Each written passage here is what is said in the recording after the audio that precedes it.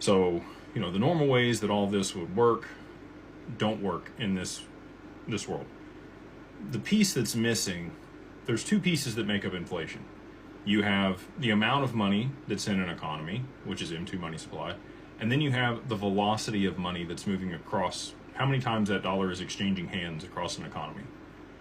With instant settlement and smart contracts and blockchain infrastructure or distributed ledger technology, that's what would unlock real-time settlement, and that would significantly increase the velocity of money.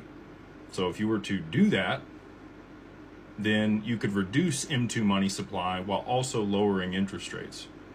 But they need a mechanism to drive demand for bonds and the purchase of those here in the U.S.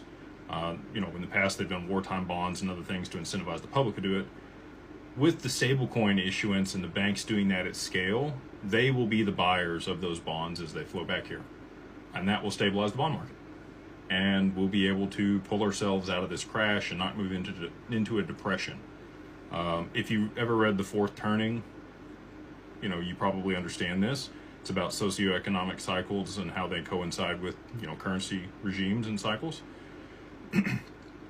Most people during their lifetime, if you lived for 80 to 100 years, so, age matters here, but if you lived over that duration, you would experience 2 recessions and 1 depression. Boomers have only experienced 2 recessions. They have never experienced a depression. So if that tells you where we're at in the cycle here, you're on the money. We are scheduled for a depression. This is their only way out of this. They have to create a new asset that appreciates in value the more that it's used, and the more that assets move from the old system into the new system, it continues to compound, and they could borrow against that or issue debt against something that's appreciating, a real asset, in order to be able to restabilize the monetary system. And I believe that's what XRP is. I think it'll be tier 1 collateral. I was hoping for something from Trump tonight. I know you guys were too. But he came out and talked about China and how they had manipulated the 2020 elections and all the other voter fraud and everything that went on there.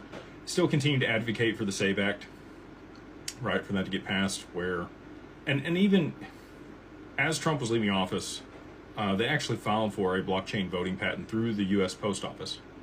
Most people don't know that, but August of 2020, they actually finalized that patent. So we could move to that type of technology. I think they've been training people on that for years.